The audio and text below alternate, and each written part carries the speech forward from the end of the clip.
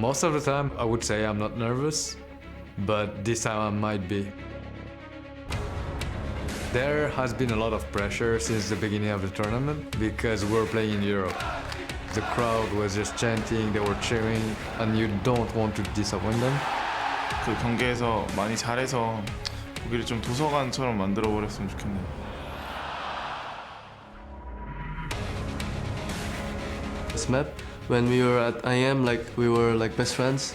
IM에서 제일 의지하고 가장 친했던 것 같아요. 쿠 와서 배우고 그 친구도 이제 푸나틱 가서 많이 배웠다고 하더라고요. I cannot believe that we're actually fighting each other at semifinal. I cannot imagine how much criticism I can take from Smeb when we lose the game. So really want to win each other to just be on top of them, you know. 네, 꼭 놀려주고 싶어요. 이겨서.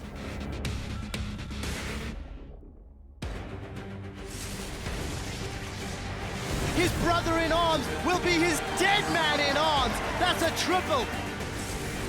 And there it is. KOO Tigers go to the semifinals. And Fnatic will advance to the semifinals. The only team to do that 3 times.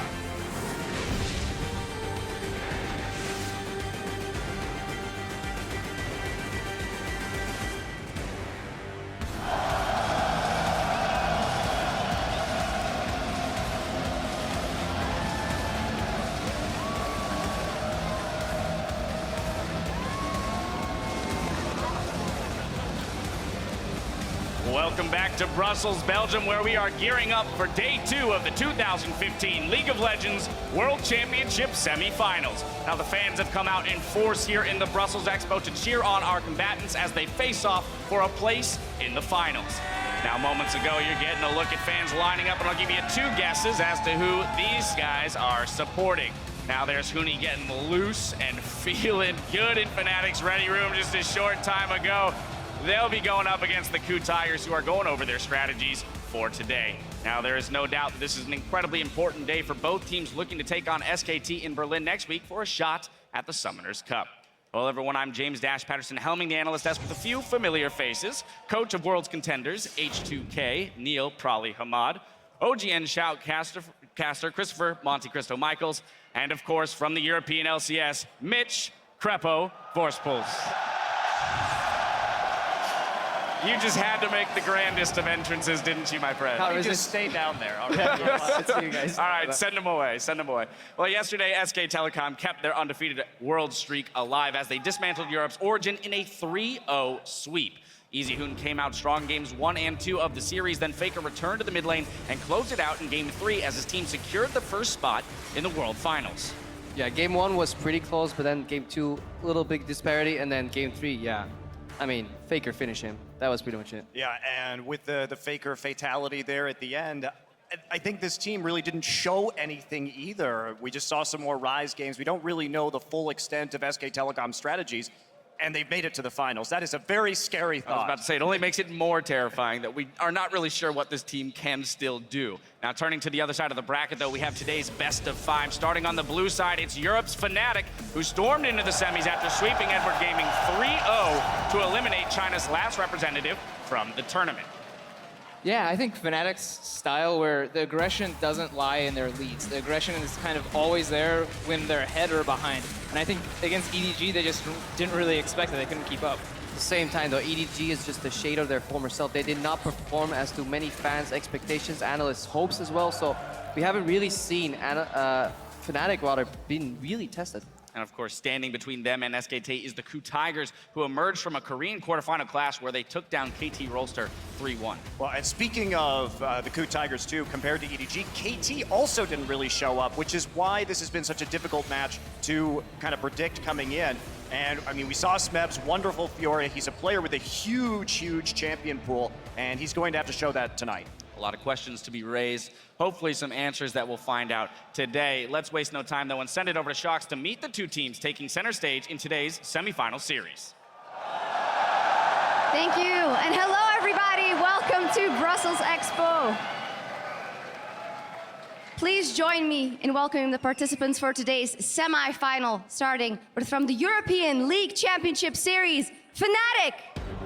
Fnatic will advance to the semi-finals, the only team to do that 3 times in the World Championships.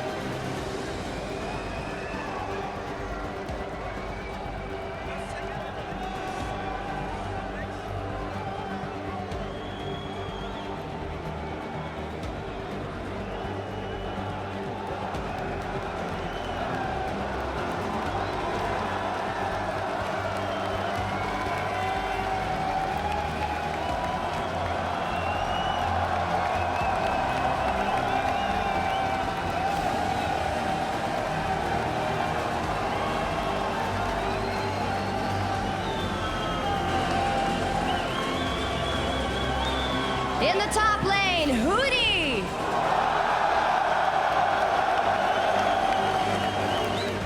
In the jungle, Rainover. Holding down the mid lane, Febiven. At AD carry, Reckless. At support, it's Yellow Star.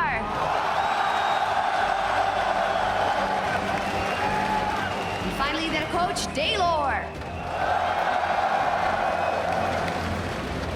Here they are once again for Fnatic.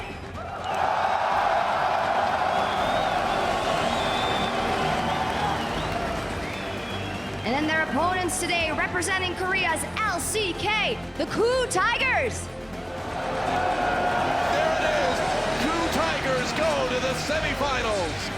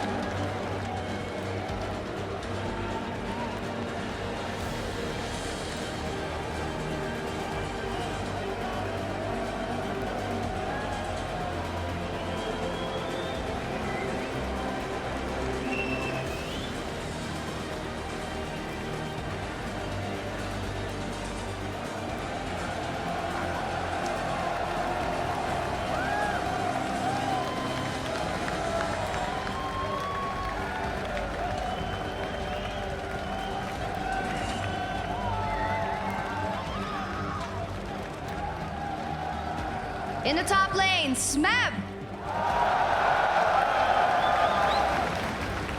Roaming the jungle is Hojin.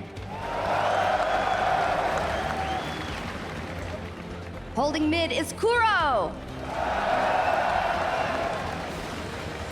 At AD carry, Prey. His support, Gorilla. Their substitute is Wisdom. And finally, the coach, Nofe. Ladies and gentlemen, once again for the KOO Tigers. And one more time for both our semifinalists today, the KOO Tigers and Fnatic.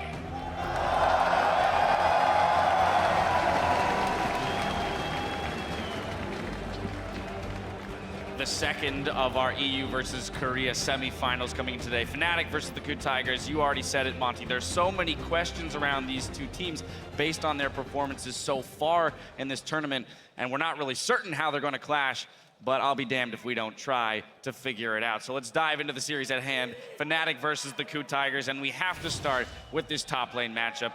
Smeb versus Huni. Smeb 4-0 on that Fiora coming out of the quarterfinals. Can Huni answer it? That's going to be a great question because he played some of the best Fiora I've ever seen. It's a very good champion just to be blind picking. You can pretty much do whatever you want with it right now. And we have to remember that when we look at Huni's champion pool too, we've seen him have a very impressive Riven. But Smeb is a guy who's gotten pentakills in Korea on Riven, so another very, very talented player. I'd give Smeb the edge in this matchup. Yeah, if you look at the graphic on your screen, it looks like Smeb's one of those 1, 2, 3 trick ponies, but that's only because he wasn't pressured in his champion pool at all. He could pick Fiora 4 times in a row. He has multiple champions still available to him to play, like that Riven, for example. But on the other side of the coin, I think Huni and Reignover have gotten a lot better. Fnatic didn't play as much around Huni in the later stages of playoffs and the early stages of group stage, but Reignover has consistently been in the top side of the map, really helping Huni, and I think that's where the difference can be made. I think they're really playing around Huni now, though. You look at taking that support, or the 80 cannon, that's cutting out damage for crowd control so that Huni can play carry top laners. I think this top lane matchup is incredibly crucial for each team. I was going to say, it's funny enough because the statistic we have around the damage dealt by these top laners, Smeb, 26% of this team's damage, while Huni only 23.7, still very high in both regards, but the KOO Tigers actually relying a little bit more for damage coming from Smeb. Yeah, I think this top lane meta is really coming into full force towards the end of Worlds where teams are realizing how much a top lane can really influence. But at this point, it really isn't a pure 1v1 lane. No. So I don't think the argument can really be made for Smeb and Huni because they're both very talented. They're going to pick a skill match up top. It's not going to be some farm fest. And now it relies on how good is the synergy between top and jungle. And right now I think Reignover has a big advantage in this 2v2, and that's where it's going to swing, and I don't see anyone being able to survive that 1v2. Let's bring the two of those junglers into question then, Reignover and Hojin, my goodness. Yeah, of course. Thank you very much. Yesterday we spoke so much about what is the impact of Gragas being disabled going to have. Well, Hojin hasn't even played it yet this tournament. I mean, he hasn't, and I think that Reignover is a little bit more reliant on Gragas, unless his Lee Sin has gotten a lot better. From the time when I used to watch him play in Korea, I think Hojin does have an advantage. Hojin is also a player who has some really weird jungle pocket picks, and I think that might be a big factor today, too. At the same time, in their match against KT, we saw Hojin kind of get exposed by score a little bit. Later on in the teamfights, he did better, but the early game just didn't have the same impact for me, and I think Reignover has shown on multiple jungles, including Gragas, that he's just a smart player, so I don't think it matters what he'll be playing. Fnatic have usually been playing to champion strengths and weaknesses, not really playing the same way with every single champion, so they really respect different jungle picks, and it should, in that theory, be fine. But I'm just wondering what is he gonna pick if the jungle does get pinched, because we saw that yesterday. Sometimes 2 or 3 jungles can fall out, and then you're suddenly playing Jarvan, maybe Evelynn. Can he do it? But it's more of, can Hojin abuse this? Yeah. That's always been Fnatic's weak point was the jungle. That's what you'd point to as the weakest of this strong team. And now we're looking at a jungler who's also the weakest on their team. Will it really matter? Will that actually be a weak point now on Fnatic, or will it just be completely covered up by the matchup? Well, that too, their playstyles seem to be slightly different, right? As we mentioned, we saw Hojin sitting in lanes quite a lot against Score, looking for the counter ganks, not able to find them all of the time, whereas Reignover, happy to farm away, invade the enemy jungle. He actually is the jungler here at the tournament who has the most time spent in the enemy jungle, which is just indicative of the fact that he's like, you can sit in lanes, I'm just gonna take your farm. But there's risk to both of those styles, right? You can get caught out in the enemy jungle, or you can waste time not farming like Hojin does. So I think it really is about the success of Hojin's ganks, which have not been very successful so far. Yeah, and then I want to move to the mid lane, Fevvin versus KOO. This is a matchup that's very interesting to me only because I'm not sure how much we've seen out of KOO yet this tournament. Yeah, I think KOO has really gotten easy way up in this point in the tournament. Hasn't really been exposed. I rate Fevvin as a higher player, but the problem right now with a lot of these mid lane matchups is that even if the input is different, you have a really good player here, you have a slightly worse player opposing to him, because it's such a wave clear heavy meta, just a lot of ranged utility champions being played. The output is still exactly the same. They might just go even on CS, so it'll take a lot longer for it to really show who's the better player. Mostly, it'll be decided in teamfights. Yeah, and that said, KOO has not been really tested, right? He had a couple poor games against Maple. Nagde really didn't show up in the quarterfinals to a large degree. But Huni also, this is a player who's made it through this tournament without a lot of tests in the top lane, and now it's Smeb. So there's going to be, for KOO, there's going to be a big difference, I think, from what he's faced in Fevvin. And for Huni, there's going to be a big difference between what he's faced and Smeb. Well, we talked about the top lane difference being a big influence. I actually think the mid lane is really important in this. We talked about Reignover being in the enemy jungle. What's the best way to get to the enemy jungle safely? Is going to be a lane that's pushing. Yep. This mid lane is going to be pushing. Fevvin's going to win mid lane. that's the entrance into their jungle that's safe. And now Smeb has to deal with someone behind him and a guy in front of him. That's not the best position that you want to be in. Well, we've hit 3 of the lanes, or 3 of the positions. It's only a matter of time then until we make it to the bot lane. Looking at the AD carries, Reckless versus Prey here. They have a very interesting champion pool difference in that both teams seem to be prioritizing supportive or utility like AD carries, but they've fallen onto very different ones. Right, and Prey has been playing a lot of the AD Kennen in solo queue, so I think we should assume that he's going to be able to play it here tonight. But Prey and the KOO Tigers, 10 games so far. Ashe has been picked or banned in 8. Since Reckless started playing AD Kennen, it has been either picked, banned, or picked away in the first round of the red side draft by an enemy in every single game. So these are going to be very, very important champions for both of these teams that like to use the AD carry to provide CC. Yeah, this Cannon pick adds another layer to the pick and ban phase because you can just steal it away. Worst case, you put Smeb on Cannon. Or Gorilla. Or Gorilla on Cannon deal. So many roles it can fill. I'm pretty sure Prey has played it. Even if he doesn't like playing it himself, he now has learned more about the matchups and how to exploit it. And I think that's a big thing about pocket picks.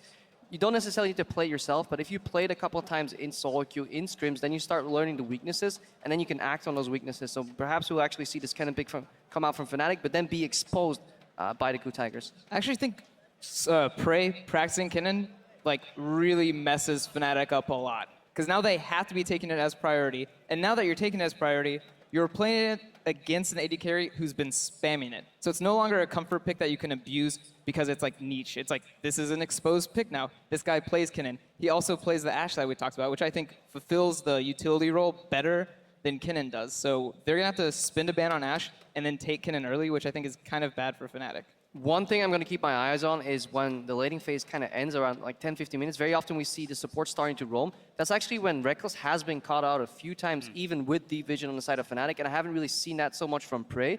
That is another thing about this matchup. We're talking AD carry supports, but later on in the game when they're actually on an island, especially since both teams are so top-heavy focused, I want to see if Fnatic plays with their vision just a little bit better because Reckless, on Sivir, he had that game where he died a couple of times defending a tower he really shouldn't have. Yeah, well, I'm also curious, though, how these utility AD carries actually go up against each other. We haven't seen too many examples yet in World so far of a Kennen against an Ashe, right? We've seen Kennen against Tristana, Kennen against Jinx, or Ashe against those champions.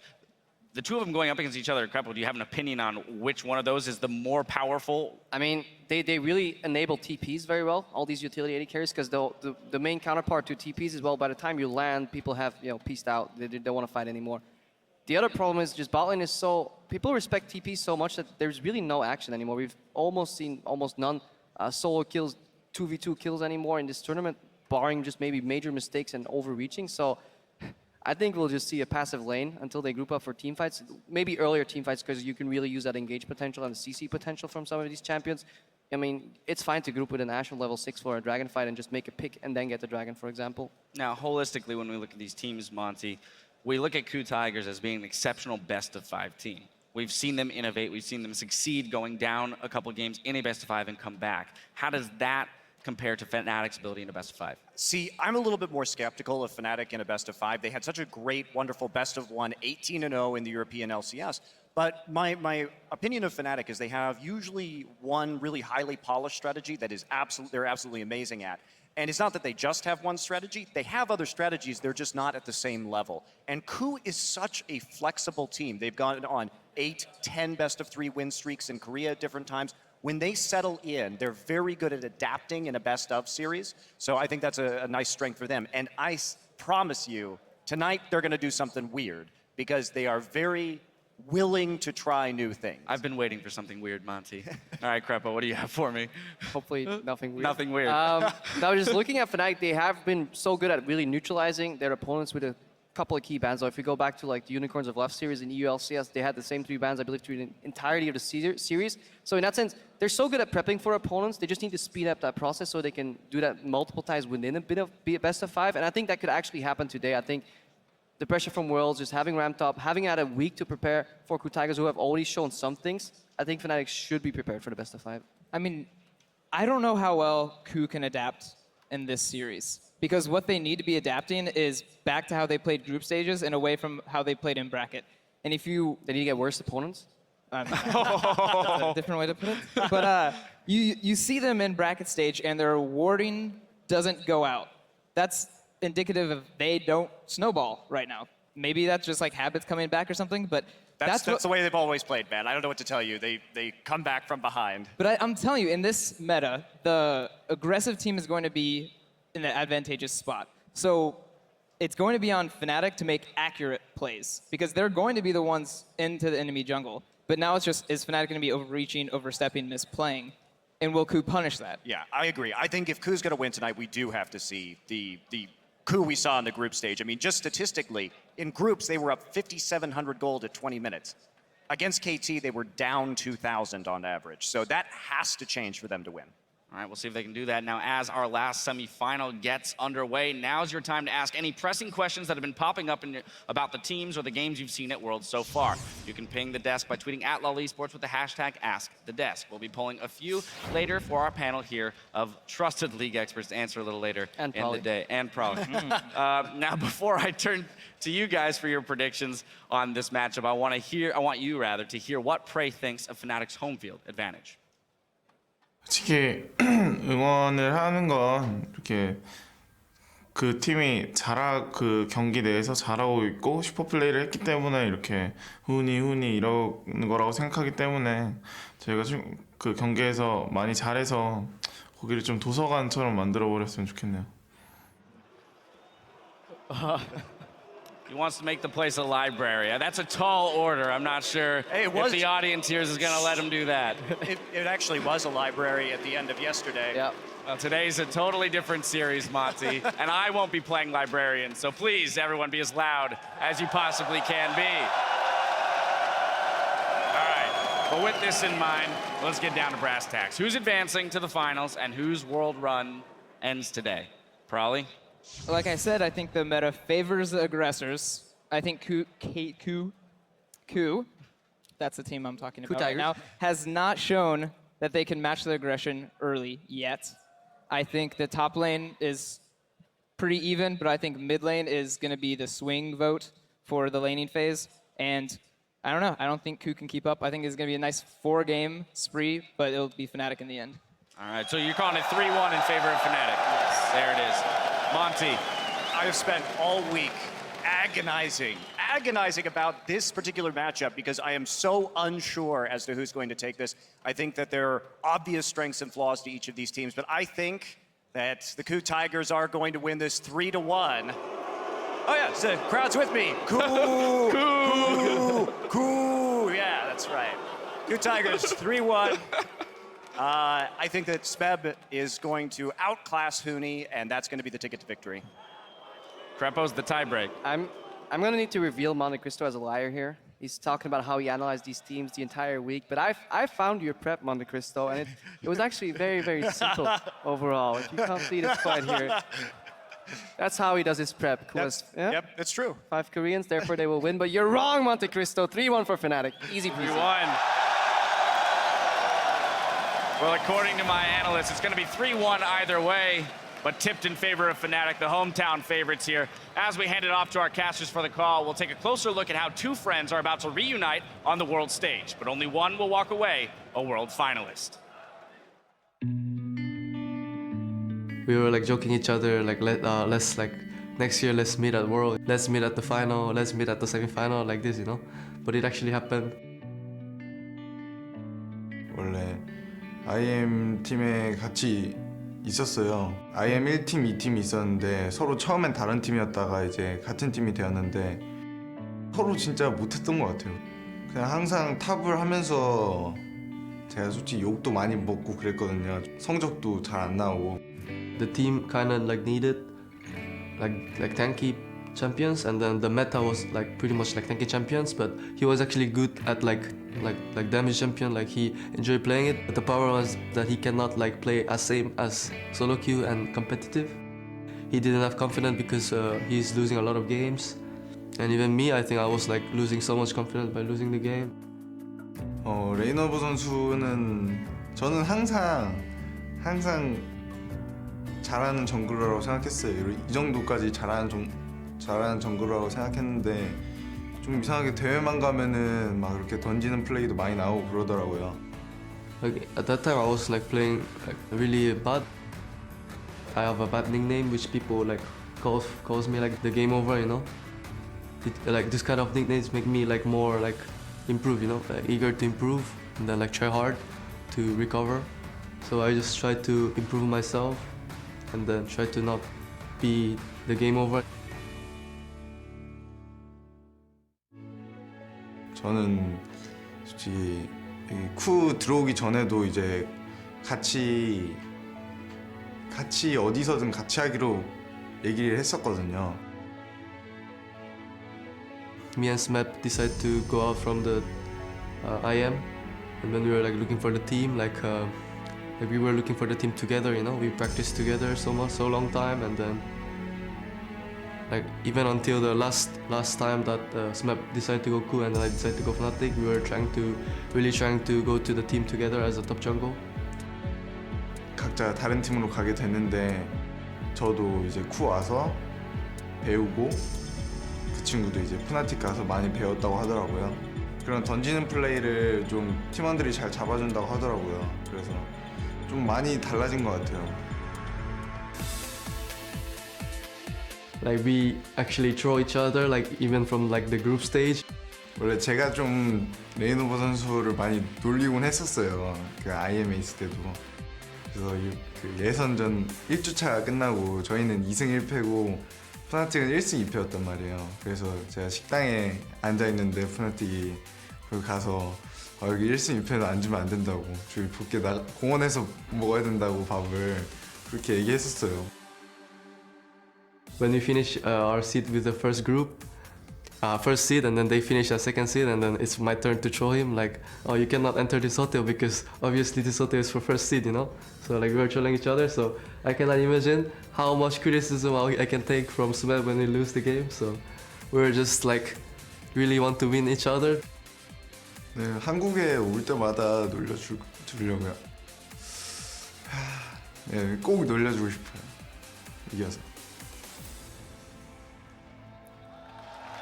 Hello, everybody. We're going to find out who will be able to pick on whom as this best of 5 plays out. I'm Trevor Quickshot Henry, joined by Joshua Jat Leesman and Martin Moose on the loose to Fisio Lunga. We're going to jump into this best of 5 shortly. The players have still got a couple of minutes before we start picks and bans. Yeah. So let's talk about the transition both of these teams have faced. Fnatic going 3-0 against EDG in quite a dramatic series. And then KOO Tigers turning around their early game dominance of groups into mid to late game control against KT Rolster Jets. Yeah, and interestingly enough, Smeb trolled Reignover by saying 1-2 after the first week, and that was the last time Fnatic lost a game. So they've been on a 6-game winning streak since then. I think their champion select has picked up, and they've been able to make some very bold calls within the game that everyone follows incredibly well. And that has been kind of the catalyst to allow Fnatic go on the 6-0 run. Yeah, and Fnatic is a team who always talks about how they need time to prepare. Once they can set up the right pick and ban phase. They know how to play in-game. So they had that extra week in the group stages where now they played the teams. They knew what they could expect. Same for EDG, and now they had another week here for KOO Tigers. But I do think KOO Tigers also is a team who does really well best out of 5s because they can use the time to prepare proper strategies. Monty talked about how to have some crazy picks from time to time. That can surprise Fnatic. Mm-hmm. And really, we have to talk about the difference between the KOO Tigers in the group stages and the KOO Tigers we saw in the quarterfinals. They were so reactive to what KD did in the quarterfinals. They had very poor ward coverage within the river. They put almost all their wards at their own buffs, red and blue, and then took gold deficits into the mid game, then won team fights when KT tried to engage. So that actually sets up a lot of conflict because that's what Fnatic does all the time. Yeah, but Jet, this is how KOO have played. Monty has reminded us every opportunity that KOO can play from behind. KT Rolster couldn't close the game out. Is Fnatic going to be able to do it? I'm going to say yes. Because I think KT Rolster had horrible shot calling in that game, and they got too many leads in the early game they should have been able to use to win the games. Yeah. I'm going to say if KOO Tigers doesn't ward the river and it only puts up defensive wards, that is a recipe for defeat. So let's find out how the warding and the decision-making will play out. Tom Kinch is on the bench. Fnatic may have learned their lesson. Yeah, Shen Ban as well. Gorilla played it obviously earlier in the quarterfinals. We've seen it from Yellowstar. And KOO Tigers, as a team, in 7 out of 10 games here at Worlds, they've banned Mordekaiser and Lulu. So even on blue side, they're very often banned the Mordekaiser, so no surprise so far. They stick to what we consider the OPs in Mordekaiser and Gangplank. Yeah, now we have to track the power picks. Elise is probably the final one. There Rek'Sai it goes. first pick. And Rek'Sai means the first pick. Honestly, from the last quarterfinals, I didn't see that much value in the Rek'Sai first pick.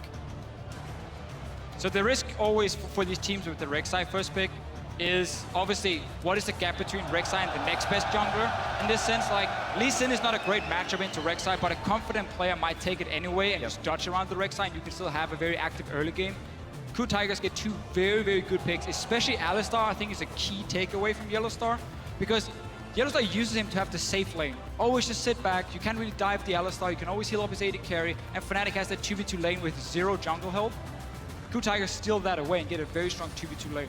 Yeah, with that being said, I do like Reignover on Rek'Sai, so not being able to give it over Hojin. I feel like Hojin will now go with Lee Sin, even though it's not a great matchup. Also, the analyst test touched on the Ashe versus Kennen trades that could be happening in this series. Well, if you're going to leave Kalista up, Prey's just going to take that. Maybe we end up seeing Kennen or the Ashe from Reckless if they take away their picks. I would almost prefer Ashe here. I think Ashe is really good into Kalista for the laning phase itself. And now that we have two dual lanes, doesn't get much help. Having a stronger one can be very, very important. Okay. And gentlemen, we're going back in time a little bit. Is this going to be support Nautilus here? We know Huni's not a predominant tank player, and looking at how Yellowstar's champion pool's been hit, not only with the bans, but also with the takeaway of that Alistar, I almost feel like that's the direction it's going to go. Definitely going to expect it to be support for him. Kalista is one of these AD carries. If you do manage to lock her down, obviously she's very easy to kill. If you get to kite back, she becomes a problem. Nautilus ulti says you're not going anywhere. At some point, you will hit her. And then Fnatic, if they have more champions who can dive the backline, which we often see from Huni, that's a good way to set up a way to kill the AD carry. It is a throwback to when Kalista was first kind of on the competitive scene. Take as many champions as possible that can press one button on Kalista and stop her from hopping around so damn much. The thing is still, the 2v2 lane for Fnatic with this Kennen. Whoa! I'm not a fan of it. Okay. Ladies and gentlemen, we have two new champions. Zach has been locked in. Kobe was making jokes about the engage potential on his elastic slingshot. Well, Deficio, you're shaking your head. It's been buffed since Zingy was so dominant with it in the North American LCS, Deficio. I was sitting down and having a nice dinner with Kobe. And obviously, as always, we talk about the game. We talked about Zach. We were tracking Hojin's solo queue as well. There were Jungle Zach games. 5 days ago. There were Jungle Zach games on the solo queue accounts of the KOO Tigers. But the thing about this pick here now, early game, it's obviously not the greatest. You're not going to skirmish the Rek'Sai 1v1. You want to still scale up, get your Cinderhawk, get to level 6, and then your team fighting presence is fantastic. And then the ways you can gank as a Zac, it changes the whole warding pattern for a team because it's no longer just warding the river. Zac will sit in his Raptor camp, like max rank E, and he will just fly into the mid lane. Yeah, as far as Zac's best lane to gank, it actually is mid lane because it violates the standard wards you would see in that mid lane. This is what Huni picked into Riven, game 1 of Worlds, into IG, and he smashed with it. So this is his considered counter pick against the Riven. Yeah, and the reason he picked it was because on Hecarim, you can rush Frozen Heart early on. Riven doesn't really have any kill pressure on you once that item is completed, and you start playing around team fights and flanking instead with Hecarim. So look here what Fnatic has been building. Nautilus is going to activate his ulti onto the Kalista, then Hecarim is going to fly in from the flank. That's two guys that will smack down Kalista. Very, very effective. And KOO Tigers, they don't care about wave clear apparently in this game. If KOO fall behind, they're in so much trouble. Well, this is what you would call, what probably would call a fight comp. What Korean caster Cloud Templar would call, I think, sword. Spear comp. Spear comp, sorry. I messed that one up. But it is absolutely, if Fnatic tries to siege, they die. But then you look at Fnatic, they actually don't want to siege it's much a fight comp as well. Both of these guys are going to be clashing into each other. This is not your wave clear game. We're going to have a ton of team fights. And the thing about Febiven, he often doesn't take teleport in the mid lane.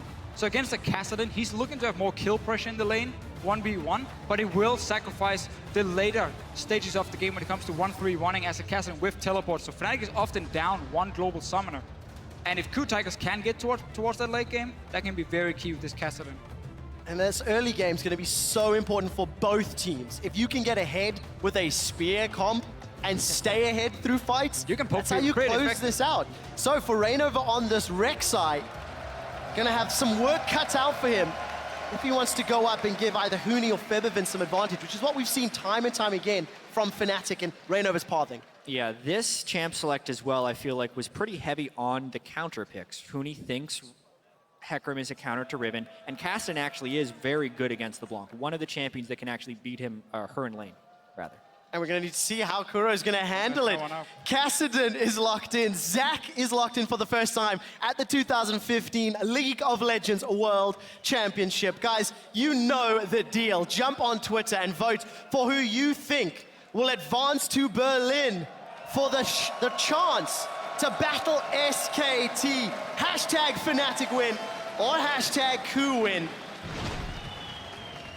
74 unique champions now as the games continue to play out, and as the analyst desk predicted, it's Hojin with the weird and wonderful jungle pick. Well, even if we think back to the last World Championship, something about the finals brings out weird jungler picks. Insect played Fiddlesticks and Pantheon last year in the semifinals. Well, he had some special picks for sure, but this obviously is also because Gragas has been removed, so that pool of junglers is now wide open for who is the third best jungler after Rek'Sai and Elise. And you can very often bait that first pick, so KOO definitely knew what they were doing. When they said, you're gonna get Rek'Sai, it's perfectly fine. We're not looking to fight you early on anyway, but a Kassadin pre-level 6 against a LeBlanc here with an offensive summoner and a Rek'Sai. Fnatic can go towards that mid lane very easily. Speaking about that mid lane, Kuro will be pushed in, and also Zach is a low pressure early game jungler if his first gank doesn't work. So Zach's level 3 or level 4 gank is actually pretty potent, but after that he gets fairly weak. It will be about Hojin's first gank and whether or not Febiven and Reignover take the aggressive paths into the jungle of KOO. And technically speaking, statistically, throughout the course of the tournament, Fnatic have been the gods of first blood. All 9 of their games, they've been able to secure that.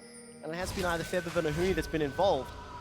Yeah, there's been some help with that as well. The one game they didn't get first blood was remade. It was because of the Gragas bug. So it still counts 100%. Officially, anyway. Officially 100%. Yeah, that's the best kind of correct. But no funny business as far as lanes are concerned. It does look like Praying Gorilla are near top, so lane swap initiated by KOO. I mean, you have to see with KOO Tigers, we mentioned how in the group stages, they were super aggressive, making so many plays early on. And then against KT, they were sitting back. Kills at 20 minutes in group stage for KOO Tigers over 6 games were 51. 4 games against KT in the quarterfinals at 20 minutes, they had 12 kills. They gotten only 5 towers as well in all 4 games. They were sitting so far back on up. You can't do that here, because then Fnatic will invade into your jungle, find that Zac, and pressure you too much. Well, this is going to be really tricky for KOO Tigers because Kassadin and Zac don't have too much early game presence. How will Gorilla roam around? How will that work against the Nautilus? And specifically, I think the most important matchup right now, since they are both melees in the top lane that will eventually face each other, is Smeb or Huni. Which one will get the favorable lane swap? Interesting start to the swap. It's completely mirrored. Yeah, both teams are starting in their own jungle with their top laner, getting the camps, getting the blue buff.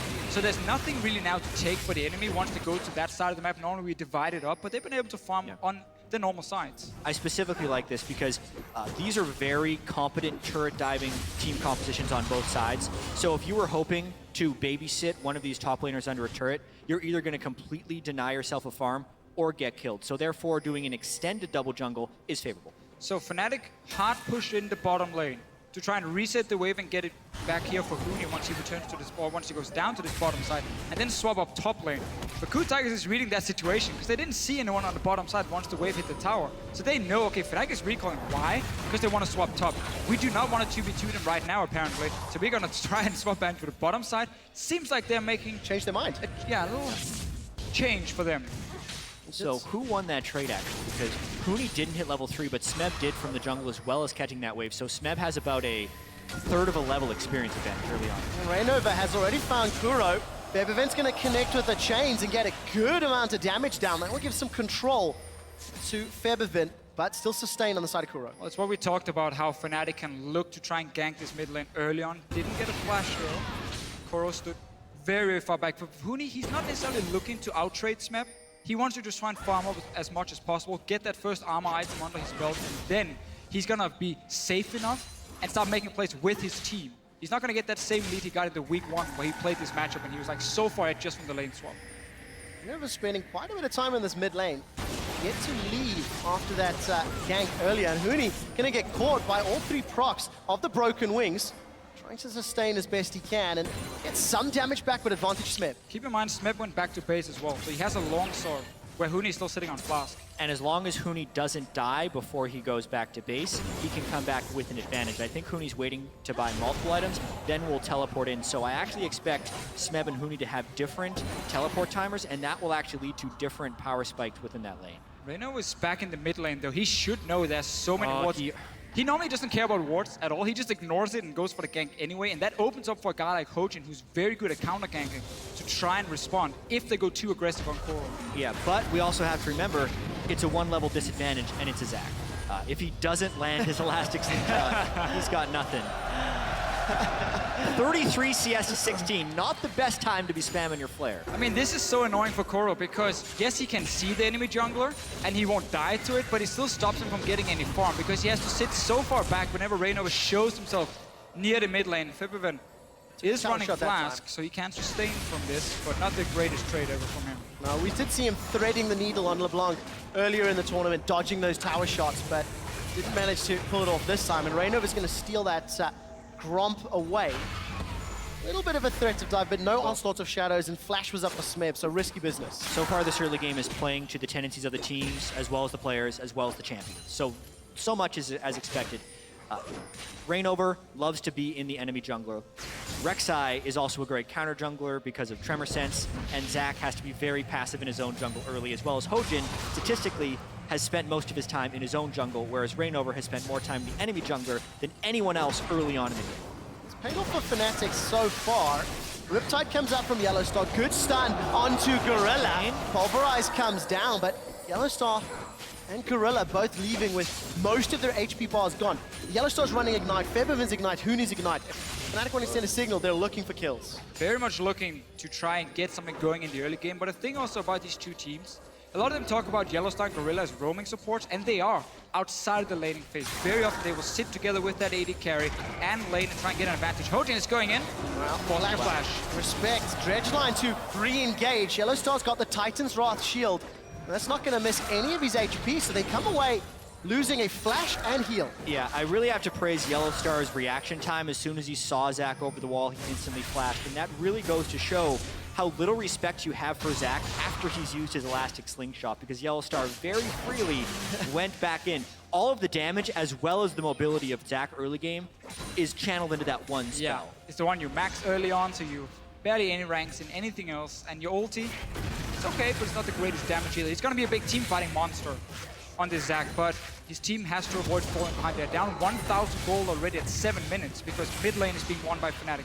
Bottom lane is being won by Fnatic. We have the early Frozen Heart that Huni's building towards. We talked about how he can now safely sit and just always push out this wave and then start roaming around into the enemy jungle, look for that Zac who can't really challenge you, and keep that pressure going. And a big CS difference as well between Reignover and Hojin. Hojin needs to get to 6 to add to that ganking presence. He's got the lowest CSD of all junglers in the quarterfinal, or the bracket stage rather. And naturally, the matchup, the weakness of the early game on Zac is all playing into that disparity. This is very similar to the performance we saw out of KOO in the bracket stage. Oh, the Dredgeline finds prey. Headbutt will knock Reckless away. 200 HP, summoner heal used. Prey's going to be able to stay alive, but they get the engage and the summoner's back. And one thing about these Kennen lanes, when you have a support with him that adds CC, it becomes so easy for you to trade when you have that mark ready, to get the first mark on the target, to quickly proc it and get the stun. Because you can see how they're timing it. Reckless says, I have 5 stacks, I'm ready. Yellowstar goes aggressive, hooks the guy in, you land the first auto attack, you then proc the whole thing, you stun him, and you win the 2v2 trade very easily. Fnatic is demolishing KOO right now in map pressure. The top lane was safe because they didn't think Hojin was going to be ganking back. They got some very favorable trades. They also hit level 6 before the Kalista and the Alistar. Hojin's still not level 6. Reignover has been stealing his jungle. Literally every lane is going favorable for Fnatic right now. Let's remember that KOO Tigers recalled from top side with the 2v2 lane and said, we're gonna go bot lane. Then they're like, no, wait, we will go top and take the 2v2 lane. They've been losing that 2v2 lane. They lost the tower. They're not winning one-on-one bot lane either. They haven't managed to do anything in the early game, and they could even decide which lanes they wanted to take, or if they wanted to keep the lane swap going to try and maybe avoid some of these risky lanes. And this will be the answer to our question of whether KOO sitting back with defensive wards can lead to victory against all these teams that aren't SKT, because it worked against KT Rolster technically, because they did win the series thanks to some poor decisions and good team fighting from KOO. Kassadin if KOO gets the item build going 3 or 4 items, is a better champion than LeBlanc at that stage in the game. Casting can just go at LeBlanc and kill her, but they're so far behind here and have no presence within their own jungle. Oh, the gods of First Blood wish to decree Smip, the sacrificial top laner, to reign over and Huni. That is naturally what's going to happen. Smeb goes up to the turret without good defensive wards, no turret behind him, and that's exactly when Reignover is going to be there. Whether or not there are wards there, that is the play Reignover should make 90 times out of 100. And Smeb didn't even see it coming, which is perplexing to say the least. Again, it's also this Hecarim pick who can run Ignite in the lane, so he's very strong in the one-on-ones and the 2v2. So Reignover, even if Hojin is there to counter gank him, he doesn't care. You have no damage on the Zac, you have no power here. He's gonna win that 2v2, and then suddenly Fnatic can use that to snowball Smeb right now, and the rest of KOO Tigers, they need to step up their game, otherwise they will fall even further behind. It's a 1,500 gold difference, and that Frozen Heart's completed. Gentlemen, Fnatic like to teleport bottom, and they have it available. It's already been channeled from Huni. Yellowstar may get dropped low as Hojin gets knocked up in the air. First kill for KOO. Now Huni's looking to get one back. The slicing Maelstrom will not be enough. Double kill for Smeb's Riven. Onslaught of Shadow splits everyone from KOO away. Febiven's coming! 2 for 1. Febiven wants to clean up. It's a triple for Smeb. Will he get more? That's 1 for Febiven. He's got the shutdown. Turns on to Bray as Reignover finds some more. Farming is the power. They trade 4 for 2 or 3. It was messy. It was an absolute bloodbath right there. 4 for 3. But the big thing we have to pay attention to is the kill distribution. Reignover got 4 of those kills, but Smeb got 3. So KOO Tigers at least get kills on the right target, but Fnatic, they were the ones reacting first with teleport, but both teams, they come down here, Hojin pulls off a gank on the bottom side, no flash from Yellowstar, so he's returning to the lane, and we can see how everyone now is trying to move, but because Febiven is not running teleport, he has to move all the way down the river, so he jumps extremely late, and that's why KOO Tigers can get at least 3 kills on Smeb. Very important for them if they can start winning that 1v1. Huni landed a really huge ultimate there because he didn't actually have to use that when they killed Smeb. And I do have to credit KOO here for the way they retreated through the Tribe Rush. Otherwise, Febiven gets every single one of these kills. I thought Febiven was going to get a triple kill here, and it's actually really unfortunate for Fnatic that LeBlanc didn't get those early kills, and instead they went on to Reignover. Reignover will be a nearly unkillable tank for this game, but against Kalista, eventually Kalista can kill him. Right now, almost every single flash is down after that massive fight in the bottom lane. Yellowstar has his ready, didn't have it for the fight.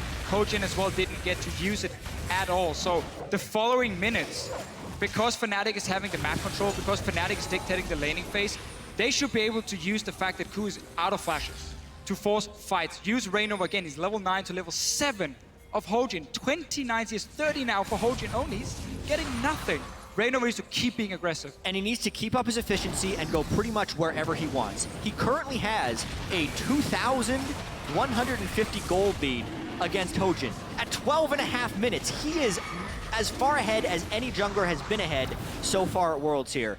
But at the same time, Huni was pushing up top, so KOO Tigers might get a free dragon. Will Fnatic contest with a numbers disadvantage? There's no teleport for Huni. Dragons going low. They want to. 1,000 HP. KOO look to secure this. They've got Ren stacks and Smite. They will take it out with the Ren. Kuro's jumped onto Yellowstar. Dredge line is used. Fnatic have split up the fight. Here comes Huni. Onslaught is available. He throws it in, but it's not good enough. KOO have got 2. LeBlanc will find one back as Febiven's trying to clean up. He's looking for Zac. Hojin's cell division will not be available. This is another messy fight. It's these spear comps going head to head. Huni is tanky enough for days. He's rampaging and running down the KOO Tigers. Gorilla is in trouble. 100 hit points. Rampage and 1 more is all that's needed. Huni's gonna stand for the top. Gorilla, he boots them away with the headbutt. Febiven is still chasing. Low on mana, gets the kill. But KOO got the dragon. It's another messy team fight where Fnatic, they want to fight it, but they don't have a teleport ready, so they have to run down with their members. They were staying around. Yellowstar were trying to bait, maybe force KOO Tigers to stay, and they just jump him. They kill him very early. Notice here how Yellowstar is very, very far forward, trying to just get a fight started. This was really messy, but ultimately KOO made the right decision. Whenever you're trying to get pincered, you commit hard to one side. KOO gets the advantage there by killing Yellowstar, but in doing so, it gives Huni enough time to come down and join this fight. This time, though, during the cleanup, it was Febiven who picked up the kills. It is now a 4-kill LeBlanc, and the next time that happens, he will have a little bit more to say about the fight. And we just saw the mid tower fall. What so often happens when you play Kassadin is you need strong side lanes. Because strong side lanes means the other team can just go mid lane and group on your Kassadin with no wave clear and take your mid tower. But these side lanes for KOO Tigers, they've been losing in the lane. Outside of those kills Smeb got in the team fight, he's not been able to do anything. So Fnatic group mid, took a free tower. And we always say, Deficio, the side lanes oftentimes turn into 1v2 lanes because of the jungler presence. But with this Zac pick, combined with the Kassadin pick, they're already weak in the mid lane, and the jungler cannot lend as much assistance as you would like to the side lane. Hojin being shut down has crippled most of this. It's crippled the weak point that already was there. And we simply just see a very, very greedy comp for KOO Tigers in the sense to have Kassadin and Zac. Because again, when it comes to invading into the enemy jungle, pushing mid lane is the #1 priority, because it means you have 2 entrants you can move in, and your mid laner can move first and help you in case there's a 2v2 fight going on. Kassadin can't do anything against the LeBlanc early on when it comes to pushing, so he gets pushed into his tower. Zac can't do anything 1v1 against the Rek'Sai. So Fnatic had an easy 2v2 skirmish. They could always just win the mid lane and move into that jungle, look for the Zac over and over, and they've been doing it, and that's why they're hitting gold. And a lot of gold at that. 5,000 as we hit the 16-minute mark. Thanks to the towers and the kills. And Huni's teleport is now up and available. You guys have talked about how Fnatic want to look for fights. If KOO decide to engage, look at your mini-map. Fnatic are starting to surround KOO under this tower. Yeah, this is looking to be a dive, but all teleports are up for KOO, so this could turn into a 5v5. Gorilla's already gone low. The depth charge has been thrown out. Fate's Call has been used as well. Rainover is in a lot of trouble. He's not tanky enough to survive under the tower. Onslaught will keep KOO together. Huni continues to tank the tower. Fnatic have overreached, overbitten, and KOO have struck back. Reckless is down to 200, flashed away. And Smeb is looking for at least one more. That's a triple for Kuro. Kassadin has been activated, and that lead is shrinking. How real is the KOO Tigers magic? 6,000 gold deficit in the mid game against KT Rolster. 5,000 deficit here, but Fnatic overcommits on a bad play. A 5v5 in the enemy turret is almost never a good idea. They were not tracking the teleports, and Rainover got trapped underneath the turret. So again, KOO actually find the fight they need, and a triple kill on a Kassadin is massive as far as their chances to come back in this game. KOO Tigers is a team who's very good at reading where the aggressive plays are going to happen and have guys ready in time to respond. They were so ready for that play. But Fnatic, I feel, had every chance to back away from this one. Rainover flashed back in on the tower once he saw Alistar got pulled in by Kalista. Why would you ever do that to an Alistar with ulti, who's also getting Fates called in by Kalista? Look here, look again, look again. Fnatic goes in, they realize very quickly the KOO Tigers are ready, so look at Rainover. Now he can just back away. Disengage. Why would you burn flash? both TPs, but at the same time, the play was called. Huni's teleporting in onto the Rek'Sai tunnel. They all commit under the turret, but it is stuffed by KOO Tigers when they're walking in here. They were ready to play, I think, a huge mistake by Fnatic. But that is the type of mistake that gets KOO back in the game. I don't mind the call, but once you see that Hojin is waiting down there and double TP comes in instantly, you just disengage. Huni cancels his TP, Rainover flashes away from the tower, not into the tower, and suddenly Fnatic gets out of this one, maybe lose at maximum 1 member, or blows 2 teleports, and it wasn't the end of the world. Now they just gave KOO Tigers a way back into this game. Yeah, that gold lead has shrunk significantly. Dragons up in less than a minute. We'll need to see if KOO want to put some more priority on that. Vision around the pit is still relatively good for Fnatic, thanks to that previous tower dive. But as it stands, KOO are grouped around the middle. They may be tapping on Fnatic's mid-outer turrets. So we see the same for KOO Tigers as we saw against KT. When it comes to river control, they have very few wards normally in the river itself. Now they finally move out and get some around the Baron. But Fnatic has been able to control that element of the map. And that's what you use to move between the lanes very quickly. KOO Tigers had enough though to spot Febiven and come down to the bottom side before and react to the tower dive. And now again they have these pings, at least towards the top side, where Smeb is trying now to be a split pusher with 4 kills on river. I'm happy to see the game playing out exactly as picks and bans dictated. Almost a kill a minute.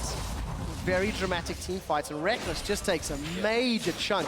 Kuro's had that rod stacking for 5 minutes, got himself another needlessly large as well, and now has backup coming through the river. Fnatic gonna be a little bit careful. KOO can chase. No turret there either. Riptide's gonna at least slow Gorilla. Depth charge will knock KOO up in the air. Reckless, slicing Maelstrom is not even gonna do anything. But Febiven and Rainover have arrived. It's a 3v3, but Reckless has already been killed. Prey's gonna hop and skip forward. Look for another. Febiven's got himself a kill, and Rainover is left for dead. Huni's in the jungle, but Smeb was following him. And Rainover's luckily tanky enough, thanks to those 4 kills, to actually get away. Seems to me that Fnatic only has one thing in mind right now, and that's just keep moving forward and keep looking for very, very risky plays. They could see KOO Tigers move down the river with these wards all the way down and stayed really far up the bottom lane, had to then run when it was too late against the Kassadin, who will keep chasing you, by the way. That could have gone horribly wrong once again for Fnatic. This game is now incredibly close, and we know that both teams have great tools to start fights and are willing to do so. As Quickshot said, 1 kill per minute. The Dragon is the next choice, yet at the time right now, Huni is top lane trying to shove in lane while KOO Tigers is starting this Dragon. This is actually pretty uncontestable for Fnatic. Will be another advantage to KOO, so another game where we see KOO maybe a little slow out the gates. You can argue their team composition was a big reason for that today, but they find a way to punish opponents' mistakes. Look at the top wards that Fnatic are placing, though. We need to see how valuable these become in the next few minutes, because we know how Fnatic, and actually most European teams, like to play around those early Barons. Yesterday, Origin did it to SKT. And we just see the good and the bad about Fnatic and the way they like to play the game here at Worlds. With how aggressive they want to be constantly taking these fights, it's too much from time to time. They're not respecting what KOO Tigers can do as a defense, and that's why KOO Tigers, despite falling so far behind, again, are getting slowly but surely back in the game. One difference though, Reckless on this cannon is going to shut down the lane, but he is a utility AD carry. His damage is never going to be the thing that's going to carry Fnatic. If he can get a good ulti off in a fight, he can still be useful. Did not see a good ulti when he was caught down. Well, he's been running away because he's always been overextending. So let's see if the rest of Fnatic can pull themselves together. Huni is going to take at least a hit or 2 there from Smeb. Spirit of Dread gives him some HP back. He's got that Frozen Art working towards a Trinity Force as well. And as we've mentioned, these teams are not particularly great at killing towers. So they're going to be looking for another engage, another fight. Summoner spells available basically across the board with the exception of Febiven. So we're going to see another explosive fight, Jeff. So much of this is going to be about KOO versus Febiven. We have a 5-0 Febiven with that cap, but also Kassadin late game can rift in, get a big magic shield, pop the Force Pulse, and then Hourglass and jump away. And it's actually relatively uncounterable for the LeBlanc unless LeBlanc has flank position for the other people in the fight. So Kassadin's kind of a LeBlanc assassin, while LeBlanc is trying to assassinate others. And Kassadin is going to build Athenes as his 3rd item to get that mana back. When he gets a kill on assist, he will obviously restore a high amount of mana also with his W, so he can kind of burn his mana pool when he jumps around with his ulti to maximize that damage in the late game, and he can get it back, then he gets that mini reset basically by getting a kill on assist where he gets enough mana to use another fully stacked ulti for him. So late game Kassadin, if he gets to run crazy and get that first kill into second kill, can really win a team fight. We're starting to get signals that this game might go to later than expected, considering the team comps. Kassadin and Kalista going to scale really well in comparison to their counterparts, but what about the 2 teams as wholes? Like, who do we prefer? Is this gold lead for Fnatic enough, considering their team comp? This gold lead definitely isn't that safe against the Kassadin on the other side, but it's still a substantial gold lead. KOO Tigers, with their low wave clear composition, risk being run over since the only thing they can do is fight you when you try to go for their turrets. But because their fight was actually successful, they have prolonged the game, so to speak, but they still haven't made the winning play. We're going to see 2 AD carries stick to the mid lane with the Hurricane. They are the best wave player, basically, when it comes to sitting back safely from range, not looking at the LeBlanc distortion on towards the mini wave. She obviously wants to try and hide and create a pick for herself. So the 2 AD carries are going to sit and just push out mid lane, because now for Fnatic, the play is going to be around Baron. You want to start setting up this Baron here with pink wards. You want to try and bait KOO Tigers to walk straight into view, and you can get a flank with Huni to start a team fight and instantly try and kill one of these carries for the KOO Tigers. Got to be very careful, because if KOO have some vision, Hojin on that Zac will be able to engage from a long distance. Fnatic need extra deep wards to prevent a flyby or bounce in.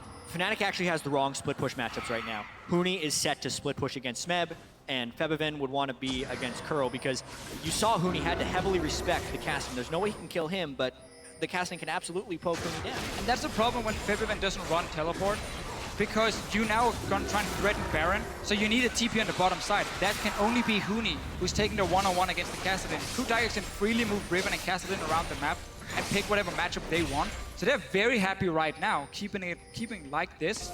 It's up to Fnatic then to set up the Baron and try and force a fight and get that flank in from Huni, but they're gonna see him recall from the bottom side as well and be like, guys, home guard incoming, be careful.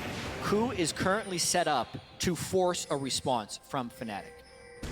At this current juncture, if they were able to continue to set Kassadin down, pick up as much farm as he wants against the Hecarim, he'll scale up until he gets his Athenes, maybe even some boots on top of that, hit 40% CDR on Kassadin and level 16, and have his Rift walk up every 1.6 seconds. So they're completely okay with that. Meanwhile, Fnatic will have to force Baron to stop that, which sets up another opportunity for KOO Tigers that is favorable. And KOO Tigers knows everything that's going on. So what you see is Prey, it's a small thing, but he keeps always overextending almost in the mid lane to fast push this wave here to force Fnatic to always have a guy defending. Mid control is so key when it comes to setting up Baron. And there's always either Hojin or Gorilla just right behind him for security. He's there in case something happens. Allow Prey to keep pushing. But we might see a fight, and here's the flank. Well, we do. Huni's found Prey. Prey's gone. Hojin wants to bounce, but it's going to need to be away. Gorilla will get dropped as well, and Fnatic punish the overextension in the mid lane, and they've peeled back for Baron. Absolutely ideal from what Fnatic wanted there. They assassinate Prey without even needing Febiven. Now, Zach could do a flyover steal. That's one thing he can do, but it would have to be like he's channeling. Here he comes. Let's take a look. The elastic slingshot just to bounce away. Smeb has gone back in looking for Yellow Star. Will get stunned by Reckless. That's the third kill of this engage, but they have delayed and cancelled and stopped the Baron. So Fnatic in the end just get 3 kills. Koro used teleport from the bottom lane, but instant cancel. Realized we're not gonna win this fight, so he had to run all the way up from this bottom side.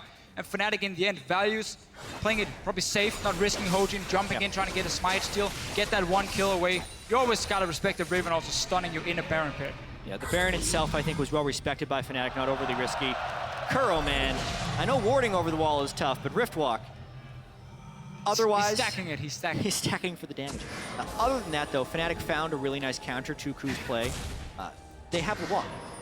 They can run a pick composition. So instead of actually doing the Baron, while the split push is setting up, they got the damage onto Alistar, which actually pulled Prey up a little bit because he was wondering if he had to be in range to Fate's Call, and that exposed him to the teleport from Huni. So Fnatic played that really well. And something we mentioned earlier, how Fnatic keep Kennen in the mid lane, because he's the guy who, you know, you're fine showing Kennen. He can just keep pushing that mid wave. It doesn't matter, he's showing himself.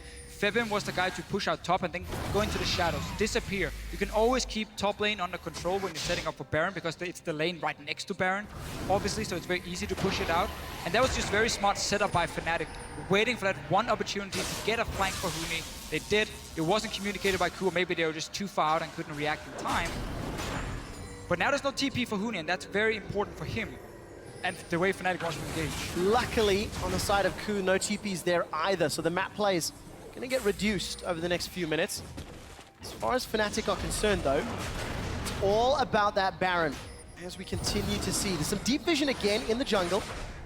Let's see if they can pull KOO towards them. Baron is how Fnatic has gained most of their advantages against EDG to an absurd extent. Actually, they had a total goal differential of 35,000 against EDG. 29,000 of that was during Baron power plays. But in this particular juncture, 28 minutes in, Dragon is actually more important and easier. So they're moving towards that side of the map. You can see KOO is respecting it in turn. Yeah, Fnatic have not got their hands on a single Dragon yet, so that buff will be quite powerful, and denying the movement speed from KOO's team fight is also going to be very impactful. Fnatic needs to be careful now, though, because KOO had just pushed up the bottom lane, and Huni's showing himself. Poor timing around Dragon. Yeah, they know where he is. That means KOO can start this Dragon, and the rest of Fnatic, if they push up towards this mid lane, Huni they can has get no collapsed TP. on. Yeah, Huni has no TP right here, so I really question that decision from Fnatic. They had the advantage. They should have actually been bullying into the Dragon area and forcing KOO to fight them, because Dragon doesn't hit as hard as Baron. So at this stage in the game, you can actually force the Dragon and force KOO to come and fight them, in which case they get the cataclysmic team fight they've been looking for. Instead, they just allow KOO a Dragon for pretty much nothing. Traditionally, though, European LCS teams, maybe to an extent NA LCS teams as well, do not fight around those third or oftentimes fourth dragons. It's waiting until the very last moment and then trying to interrupt it. I agree. Most of that, though, is when you have a deficit. Wow! Kuro does get chunked out. Raynova is just in the wrong place at the wrong time. Fnatic do not find a kill, and Raynova reading from the amazing style of top lane inner turrets. I was about to say, inner turrets are really dangerous. I saw a Rek'Sai do exactly this yesterday as well, where you just like, oh, I guess I'm just gonna walk through this tower, it doesn't matter. And instantly you get just jumped on and your team can't help you, really. Raynova has made some good plays in the early game. He often makes a lot of good plays in the early game, but one of the reasons he got the name Game Over in Korea was because once he had all these fantastic early game plays, around 20-25 minutes, he would kind of be too aggressive and just keep trying to force fights and keep trying to set up dives, and he would overextend. Hojin might do the same now, though. Oh, Hojin, look at his passive pop. That's the Cell division. Fnatic are not together, though. They're waiting for Yellowstar to get up. Huni and Raynova trying to buy time. They've killed themselves. They're zapped, and they're looking for more. Prey is on the retreat. He's got the light steal, though, and with Reckless down, Smeb is going huge. Yellowstar is late to the party. It's a triple kill for Smeb. Kuro jumps over the wall, looking for Febiven and will not find him. 4 for 1 to KOO Tigers. This is going to be Baron for the KOO Tigers. And I was about to say before that fight how deceptive this gold lead actually is for Fnatic. Rainover is on a poor scaling Rek'Sai full tank build and was 4,000 of the 6,000 gold advantage for Fnatic. Not to mention, KOO Tigers had 3 dragons to 0, so the 6% attack damage and ability power was all in the side of KOO Tigers. All of that together means the game is actually pretty damn even. Before you take in the scaling of the champions, they killed the weakest member before this fight, and he really hasn't done much, but they burned a lot of cooldowns to do so. Plus, they didn't have their whole team here when they go in to kill the blob. Yeah, look at Huni's ulti to try and get that last hit on the Zac. It's when he only gets Gorilla after. So the carries right now has been untouched until Prey takes this damage, but he can flash out. Now Kassadin is still alive. He has that Athene to get the mana back whenever he can just jump in and get a kill. And the Riven, of course, jumping in. And also, 1 exhaust is greater than 3 ignites 35 minutes into the game. We see the use of the exhaust right there.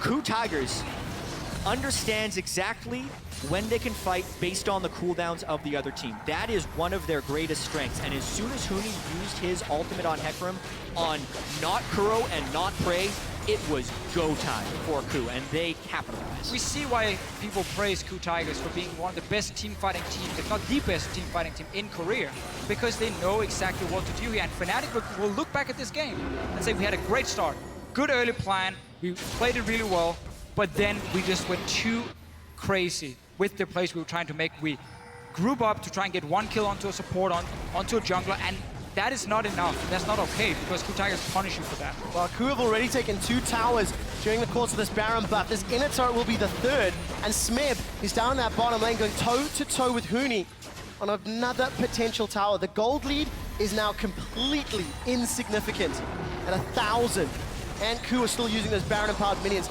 Is this going to be the 4th tower in a row here, just falling over like dominoes? I mean, as far as efficiency of champions plus items as well as dragon bonuses, KOO, I'd give them a pretty big gold lead right here. And we know because of these team compositions, they're fight comps.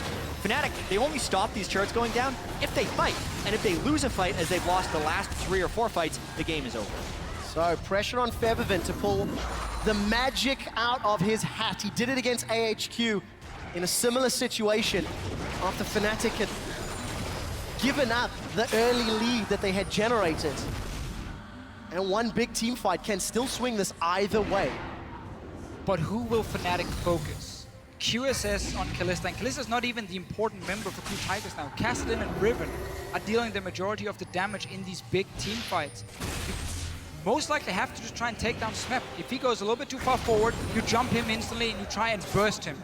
He's the only guy who can't really defend himself. He has no defensive items, only the shield from the Bloodthirster. He might be the only guy you can just completely one-shot. So let's see if Fnatic agree. Hojin charging up that elastic slingshot, threatening the dive. Fnatic scatter to minimize the risk. Tower loses 50% of its hit points, and KOO push up to the middle lane. Smeb and Gorilla, both melee, they're underneath. Again, Hojin charges and cancels, backs away. He's got himself some MR, and Febiven unable to find those 2 chains. Hojin walks out. This game is very heavily looking in the favor of KOO Tigers, and it is kind of answering a lot of our questions before this tournament. Does KOO Tigers have weaknesses? Yes. Their early game has been giving up so much against these better teams, but they're still able to turn it around. It's not to say that their early game is the right plan. I still think there are several flaws in the way they play the early game, but time and again, they are able to find the windows with massive goal discrepancies and turn these games around. But the KOO Tigers faced teams like CLG and the Flash Wolves and so on in Group A. They didn't feel like they had to wait for late game to win games. They could challenge them in the laning phase in the early game and had super bloody games. When they face KT and Fnatic, they very clearly respect what they can do in the early game, so they take the more consistent, passive style at first and wait for late game where they want to try and punish them. I think the game is right here. It depends on how well KOO can flank. Yellowstar already got out of position. Yellowstar's going to get dropped here. The rest of Fnatic are simply not nearby. And Yellowstar got his ultimate off, and that was it. Now Smeb, he's looking to flank both Rekkles and Reignover. Rekkles has been able to flash over the walls, being chased down. The Wind Slash will deal enough damage to allow Kuro to kill him. A flash forward into the key strike will allow the stun to connect on Huni, and Huni's now in trouble. Smeb looks for Reignover. All of a sudden, Fnatic are coming apart at the seams, and KOO say, screw the dragon, we'll take the base instead. 30-second death timers, they've got themselves one inhibitor already, and will peel backwards, holding the gold lead now. Most likely a dragon on the exit as well. Definitely gonna get a dragon as well. Huni safe teleport as soon as they realized Yellowstar were completely caught out of basically nowhere. Great play by KOO once again. And a mistake from Fnatic. And this is also why teams pick Kassadin. So much of Kassadin that we've seen at Worlds has been run over in the early game, hasn't been able to keep up. But Kassadin in this game should have been run over in the early game. Yep. They were so far down. Reino had 4 kills on this Rek'Sai. He had done almost everything correct in the early game. They were pushing every single lane. And then the team goes down to that bottom lane and says, hey, let's 5-on-5 dive at like 17 minutes. Even though we had a chance to run away, they went for it. That was the first big fight KOO Tigers won. 4 kills went over to the Kassadin, and suddenly they could respond to everything Fnatic did. And we can also look back at that Baron call for Fnatic. Should they have stuck to the Baron and try and get it? Or was it the right call to peel away and get that 1 kill on Smeb and say that was about it, we want to play it safe? Or even the third dragon when Fnatic had a large lead and could have forced KOO Tigers into a fight. But now, Reignover, but he is a long ways, and there is no escape. No, you're not going to get away from Kassadin. Febiven will get in range to at least watch his teammate become game overed. And Prey is helping.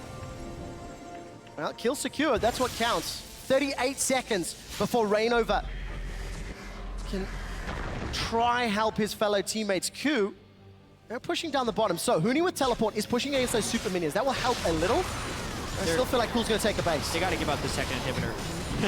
Love when Zach runs in. Sometimes the animation doesn't quite work with Zach. I like this one more. And he runs. It's very fun. Baron up in 15 seconds. Reignover does have a tunnel up behind where KOO is, and that is what Smeb is going to destroy right now, I think. So by Reignover taking that red buff, he got 3 wards placed up behind that KOO Tigers might not expect to be there because they just randomly found Reignover. But they should know there's something behind him at least. They don't know where. Some respect from KOO when so they heard the farm alarm. Fnatic has to win this one. They have to win this fight right here, right now. There is no margin for error. Febiven's looking for the flank and Huni's looking for prey. Febiven's dropped to half HP and Kuro, he's coming from the Baron pit. He's jumped onto 4 members of Fnatic and so is Hojin. Yellowstar's down. Febiven manages to get the distortion as the onslaught of shadows will send prey back to the shadows. Hojin gets his passive pop. The cell is divided and KOO may be too. That's a double kill for Huni. Stop the TP. Pink blobs will get squashed, and Fnatic, they start the Baron. Rekkles is on it. Have Fnatic done it? Wow, what a bold fight there by Fnatic. This fight it's going to prolong the game. They're not going to win straight off this one because they are down 2 inhibitors, but they get the kills on their priority targets. I can't wait to see that fight again. KOO Tigers had no idea where the wards were behind them, so they thought they had a safe way to escape. Moving towards that top side, Huni shows up instantly, and the big fight is on. It took such a long time for KOO Tigers to kill anyone in that fight. Deficio Kennen had Sterik's Gate Yeah, I just in realized. that team fight, and it did proc while he was trying to be assassinated. The ultimate evolution of AD carry builds here at Worlds. But this game is still so interesting. That fight, Febiven had to try so hard not to get assassinated by Kuro, but the cast in LeBlanc was a sideshow to the focus on to Prey. Not to mention, Smeb was pushing a wave, so he was incredibly late to this fight. Look, Smeb has to use a lot of his burst onto Yellow Star. So that basically wins the fight for Fnatic, that Smeb is so busy on the top side, because what Kuro did was he jumped in and he instant popped Hourglass. So his damage obviously went down. He couldn't do anything while sitting there and had to jump out of the fight as well. Normally you want Kassadin and Riven to dive together. So when Kassadin deals the damage, he pops Hourglass. Riven is there to follow up with her stun and her damage until Kassadin is back out of that Hourglass. But because they were split up, went wrong. And Huni now, oh, you're farming very far out. He also doesn't have mana to use many spells. Whew. KOO, if they chased, may have been surrounded. Fnatic have got themselves a squad in the river. Now, we know they've got Baron buff. Dragon's up in 2 minutes, and KOO are threatening aspects. Smeb can split push with his TP, and Fnatic have a minute and a half to figure out what they want to do. GA also on Smeb, so even more power to these extended team fights. Yeah, this is going to be Fnatic trying to wait out some summoners, and hopefully for them start setting up for this dragon. They have to fight for it. They won't have TP ready though from Huni, so the engage is very, very hard to pull off on their side. But there's no flash for Prey, so they might be able to one-shot him, but you cannot invest too much because Riven and Kassadin are the main damage dealers in these late games fights. You even see Prey building now. Yeah. Straight HPs, like, I'm doing my job just by basically having them jump on me, He try and actually kill me. sold his QSS for that Giant spell. I think it's because he's mainly been getting killed by Huni, Rainover, and Reckless, so he actually hasn't been getting hurt by LeBlanc. That is a pretty inefficient purchase as far as Prey is concerned, so that hurts their gold efficiency a little bit. This is Fnatic's moment, though. The trick here is Smeb can answer with TP, and the only way Fnatic makes something out of this push mid lane is if they dive the inhibitor turret.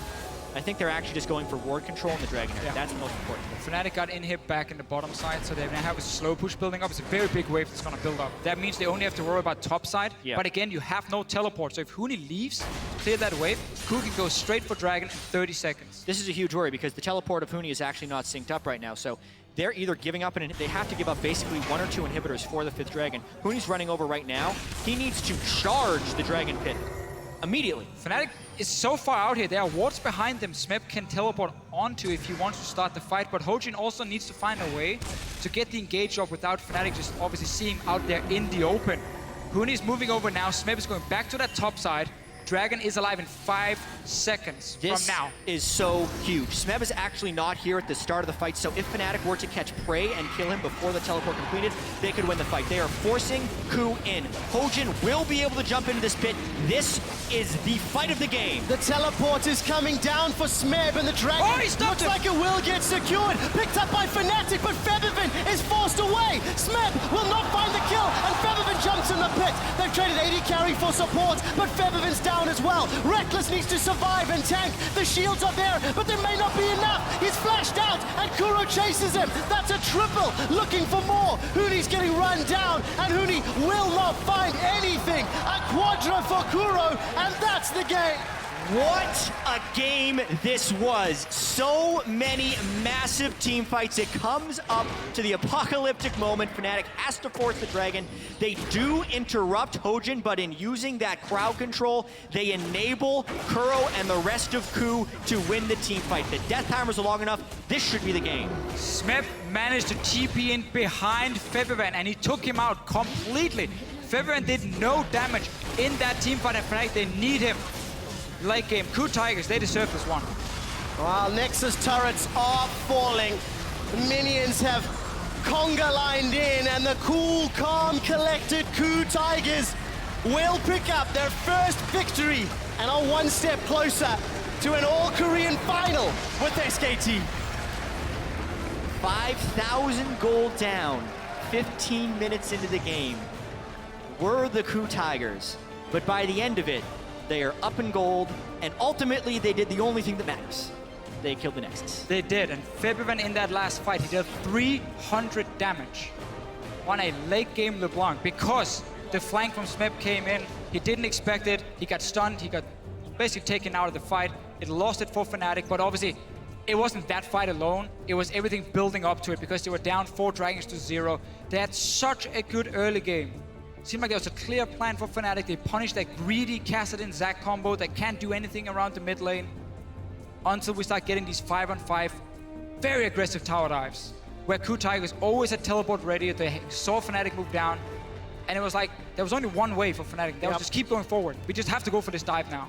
A little too eager maybe in terms of their team comp and feeling that gold lead. While it was very, very sizable, it wasn't big enough to thwart the bad tower dive at, what was it, 22 minutes that then skyrocketed KOO in terms of gold and power. Against like Alistar and Zac as well, the CC. I think so much we have to talk about as well is just how much pressure these players are under and how difficult it is to perform optimally in this situation. Fnatic knows how much the European fans want them to win, right? KOO is actually coming in with a lot of confidence because the only team to beat a team from the LCK was KOO Tigers, right? Other than that, it's looking like it's going to be an all-Korean showing, and they have the experience of playing calm when they are behind. And talking about that, pull up the replay of that last team fight because completely game-changing. This was the decision from Fnatic to start Dragon. All right, so for Fnatic, they have to just go for the Dragon instantly. It's the right decision. Look here, first of all, what Yellowstar is going to do to Hojin to interrupt the slingshot, but then pay attention to where Smeb is coming in behind Febiven. We can just roll the clip,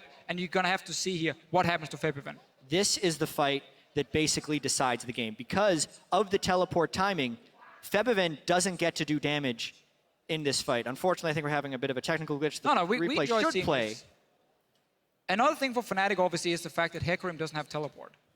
So you can flank. I was so looking forward to that fight, Deficio. You were. We're going to try again. We're going to try again. Let's see what happens. Because again, Fnatic, they had their backs against the wall, absolutely had to win that fight, and it didn't happen. So unfortunately, we will have to watch that, or maybe let the analyst desk take a look at it a little later. 300 damage he dealt. Yeah. And it's the first fight that he really got zoned out. Earlier in the Baron pit, Febiven's flank allowed Fnatic to pick up some of that damage and actually win that dead lane to the Baron. Yeah, the team compositions were bouncing back a little bit as long as Smeb was being handled in the team fights, which is why it's so important that he jumped on the Blanc before the Blanc could jump on him. That is actually very much a skill matchup in the truest sense of the word, and Febiven was outplayed. His first death of the game. He played almost perfect. Almost perfect the entire game long. And then, sadly for him, he's the guy getting jumped. Yeah, I want to talk about the Kassadin pick a little bit again, too, because, yes, Kassadin does have big weaknesses, but if the win condition of Kassadin is just pick up some kills somewhere in the game, is that really so hard to fulfill? Because I feel like Kassadin, I feel like he is over-criticized in chaotic games where you will be having team fights. He can do this, and by the end of the fight, by the end of the game, 11-1-12, huge amounts of damage. The fight! All right, Here after we this go. replay, we will head to the analyst desk, but yeah, talk us through, gents. So, Gorilla gets a perfect knock-up on Febiven, and then Smeb flashes in and basically takes him out of the fight. You can't really do anything as LeBlanc here, and then the damage for Fnatic is too low because he was the late game damage. The cannon is not going to do a whole lot. Almost full tank Hecarim is obviously not going to carry the fight either. So that's what KOO Tigers uses to win. Yeah, there were a couple good plays that happened in that fight because Fnatic also killed Prey right away. Prey only did 300 damage to champions in that the magic fight number. as well. But Febiven was more valuable than Prey in that situation, and Kuro and Smeb could just keep resetting their damage. Again and again and again. And exactly what they did. So, first blood has been struck, and it's Fnatic that are down 0-1. We're going to head over to the analyst desk, talk a little bit more about that very exciting matchup. Thank you, Quickshot. There was so much blood in that game. There was more than first blood. There was second, third, fourth, fifth, and sixth. KOO coming away with the victory, though. KOO. And Monty, you promised me something weird. You did, and we got it immediately in Champions Select with the Zac pickup. Talk to me about this, because it's such an interesting leap for him to make to that champion.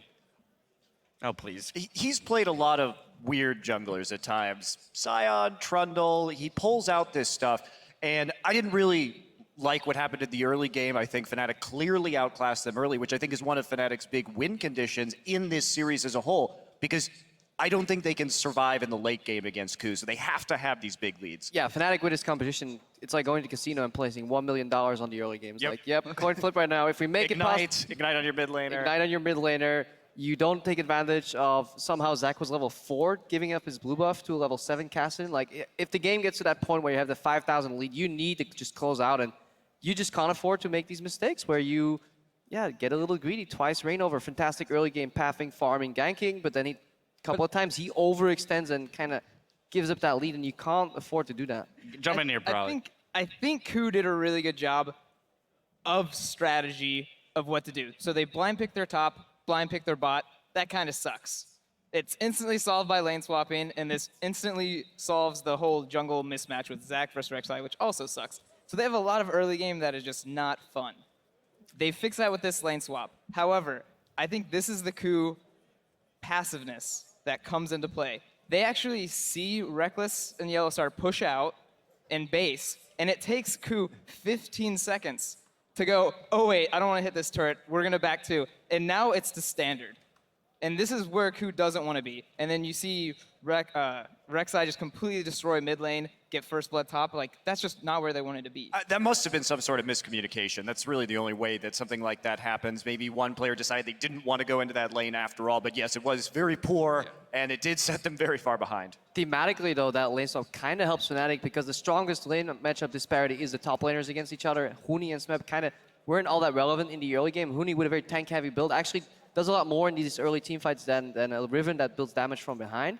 Then again, Reignover could spend all his attention in the mid lane, or suddenly Febiven was super far ahead in CS pressure, and that kind of still allowed Fnatic to take control of the game. Suddenly, though, it wasn't enough for them to snowball, but I think the lane swap was still, in that sense, pretty risky because your main carry, Smeb, he's playing from behind. You're already playing a rough matchup in the mid lane that constantly Reignover doesn't even care about wards. He just hovers there in full vision, says, well, you're not going to farm, I don't care if you see me. I will still out-level the Zac somehow. I don't know how that he stayed a level ahead there, but yeah, Fnatic, they were ahead in the early to mid game. Yeah, you saw Fnatic on your screen there strategizing after a very tough loss. We have to remember how back and forth this was and how set up they were. You mentioned, well, they needed to get leads. They did get those leads. They almost got their money back and more from that casino. And I want to point specifically to the jungle. Coming into today, Reignover had been a part of all but one first blood for the team. He's now 9 of 10 first bloods, and Huni 7 of 10. Krepo, yesterday you said that somebody else was the king of first blood. I don't know if you can, defend that anymore. The kings of first blood. You know, what's a king to a god if you have playing here? I call SKT that, but if you have Fnatic playing here like the gods of first blood, but sadly enough, KOO were wasn't enough. Non-believer, and they just won the game anyways. Well, I actually think that Fnatic's strategy coming in was very good. They saw the weakness. They wanted to go for these very aggressive summoner spells, try and take the fight to KOO early. But, we really saw the problem there in not having an additional teleport in the late game. The split push was way too much for Fnatic to handle. They just didn't have very many options on how to actually close that game. And the Dragons just kept letting it over time and time again. I have to push this forward to the replays because we talk so much about how these teams are going to pair up in the early game. Passivity versus aggression. So first off, 10 minutes and 30 seconds into the game, 4 for 3 for Fnatic in the bot lane, but KOO is the aggressor here. I actually like this because, yeah, KOO makes the first move here. And if you see, the jungler is actually the first one moving, and Rek'Sai is moving to mid lane. So KOO gets the start to this really, really well. However, we see like Huni TP's in right now, like way before KOO does, even though KOO's the one setting up this play. And this gives Huni, 2 to 3 seconds of damage before Smeb even gets in. So this gives enough time for mid and jungle to come down to this. Well, this is fine up until right here. Huni just turns it around. Great Hecarim ultimate, right, to turn this fight. But there's no reason for KOO to do that. LeBlanc, you have to know, is going to be coming down out of that mid lane. So don't get greedy. Don't overcommit. Just back off right after you get a kill or two. Yeah, and the reverse actually ends up happening a little later where Fnatic sets up a good play around a potential tower dive, but then the play just looks too good, too juicy, and that's usually when you don't want to go for it because Reignover goes in for an aggressive flash. Yeah, it was only 6 minutes later. Yeah, 6 minutes later. I believe we have the replay, hopefully, if that's still working over here. Well, yeah, the replays have been a little wonky, but here it is right here. And you can see it right here. Good zoning here, but Yellowstar, he knows he can go for these trades because there's a threat of a dive looming already. So there's nothing the Prey and Gorilla can do here except run. So they get so much damage. Right now, the map belongs to Fnatic. This is okay too, but then Reignover going for the flash here to follow up aggressively, that is just too much. When a teleport comes behind you, imagine just Reignover pathing towards the teleport location of Smeb. Smeb would have had defensively flashed out. Then the re-engage would go straight into the utility AD carrier's ultimate. That would have been a beautiful play where suddenly Fnatic controls the map. But instead, you lose your CC, you don't hold it for the carries, and that is actually one of the big things we've seen this entire game. People not holding their crown controls for when the carries comes in.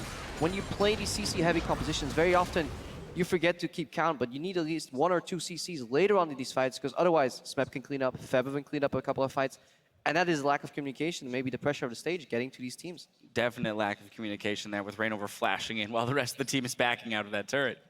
very bizarre call there by Reignover, especially because he knew that the Fates call had already been used. He knew Alistar still had Pulverize up, so he basically just got double knocked up under turret, and that was it. I think this is what Fnatic is good and really bad at the same time. Like, this is where I'm talking about they need accurate calls. Because they did a lot of really good aggression where they're turning around fights, where they're keeping up with things. And then this is a perfect example of they weren't accurate enough. The dive looked really good at the start, and the TP came in. They need to cut and run. They already got the advantage of the map there. Final thoughts, Krebo. Yeah, just a great coach once said clear calls, good plans, but it didn't get his team anywhere, so maybe Fnatic needs even more than that. Right, yeah, they need a new mantra. Well, we're going to step away while the teams reset for Game 2 in the semifinal series between KOO Tigers and Fnatic, so don't go anywhere.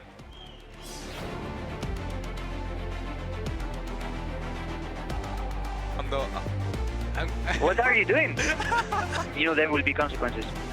You remember the word consequences? Help! Onslaught of Shadow splits everyone from KOO away. Febiven's coming! 2 for 1. Febiven wants to clean up. It's a triple for Smith.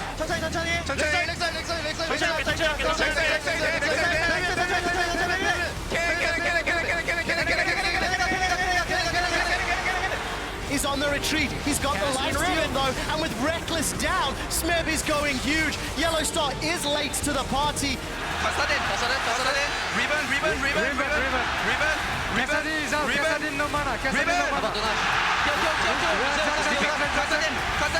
But Febiven's down as well. Reckless needs to survive and tank. The shields are there, but there may not be enough. He's flashed out, and Kuro chases him. KOO Tigers one step closer to an all-Korean final with SKT.